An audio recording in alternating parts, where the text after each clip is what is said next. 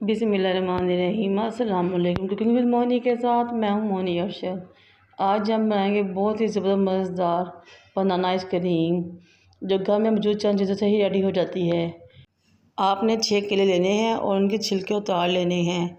छिलके उतारने के बाद किसी भी ब्लेंडिंग जार या ग्राइंडर के जग में केलों को डालें और उसको अच्छी तरह ब्लेंड करना शुरू करें, यहाँ तक कि तमाम केले अच्छी तरह ब्लेंड या ग्राइंड हो जाएं। फिर आपने आधा कप कंडेंस मिल्क लेना है और वो इसमें शामिल करना है और अगेन इसको अच्छी तरह मिक्स कर लेना है ग्राइंडर के अंदर। कंडेंस मिल्क का बाज़ार का भी यूज़ कर सकते हैं, घर का भी यूज़ कर सकते हैं। ये देखिए हमारा बहुत ही ज़बरदस्त सा केले और कंडेंस मिल्क का मिक्सचर तैयार हो गया है। इसमें कोई भी लम्स या गुठली नहीं होनी चाहिए, तो अच्छी तरह ग्राइंड करना है आपने।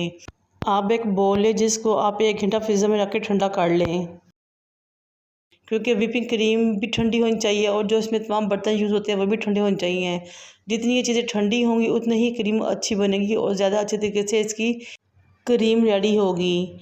अब हमने 2 कप ठंडी क्रीम लेके इसमें डालने हैं और अच्छी तरह इसको ब्लेंड करना शुरू कर देना है। तकरीबन 3 मिनट तक हमने मुसलसल अपनी मशीन को चलाते रहना है और उसको ब्लेंड करना है। ये मेरे पास बनाना एसेंस है, जो बाज़ार में किसी भी पंसारी या एसेंस वाली दुकान से आराम से मिल जाता है। आपने कोई भी आइसक्रीम बनानी हो, किसी भी तरह का आपने फ्लेवर तैयार करना हो, आराम से हर तरह का एसेंस बाज़ार से मिल जाता है।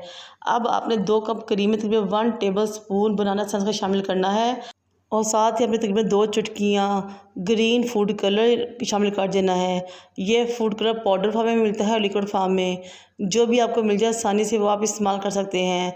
और जहाँ तक एसेंस की बात है, एसेंस तो आइसक्रीम या किसी भी चीज़ की जान होते हैं।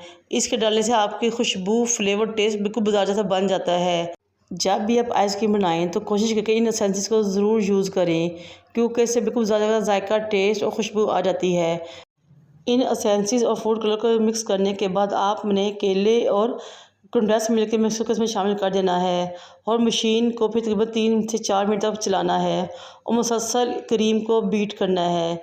जो जो हम क्रीम को बीट करते जाएंगे, यकीन करें क्रीम का टेक्सचर बहुत ज़्यादा फ्लफ़ी और क्रीमी होता जाएगा।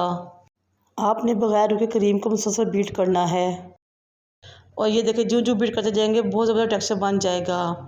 अब हमने तकरीबन 5 मिनट तक बीट करने के बाद स्पैचुला की मदद से इसको राउंड शेप में मिक्स करेंगे, ताकि इसके किनारे पर जो क्रीम रह गई है वो भी अच्छी तरह मिक्स हो जाए। आपने इसको राउंड शेप में मिक्स करना है, इससे मज़ीद इसके टेक्सचर में क्रीमीपन आएगा। ये देखिए माशाल्लाह कितनी ज़बरदस्त सी हमारी आइसक्रीम रेडी हुई है, बहुत ही क्रीमी, मज़ेदार, शाइनिंग वाली और बहुत ही टेस्टी टेक्सचर आया है। अब हम इसको अपने बोल में निकालते हैं। मैंने 2 कप क्रीम लिए थे और इससे बहुत ज़बरदस्त आइसक्रीम रेडी हो गई थी। अब हम इसको बोल में निकालने के बाद ऊपर से बैलेंस करेंगे और ओवरनाइट फ्रीज़र में रखेंगे, ताकि ये बहुत अच्छे से जम जाए। हमने तकरीबन ओवरनाइट आइसक्रीम को फ्रिज में रखा। अब हम इसको निकालते हैं। ये देखें माशाल्लाह माशाल्लाह कितनी ज़बरदस्त आइसक्रीम जम चुकी है, बिल्कुल बाज़ार जैसे। ये देखें, आपको बाज़ार और इस आइसक्रीम में कोई फ़र्क नज़र नहीं आ रहा होगा, बल्कि ये आइसक्रीम तो बाज़ार से भी बहुत ज़्यादा टेस्टी, मज़ेदार और ज़बरदस्त बनी थी और इसमें कोई भी आइस क्रिस्टल्स नहीं बने थे। ये देखें माशाल्लाह कितनी ज़बरदस्त क्रीमी आइसक्रीम बनी थी।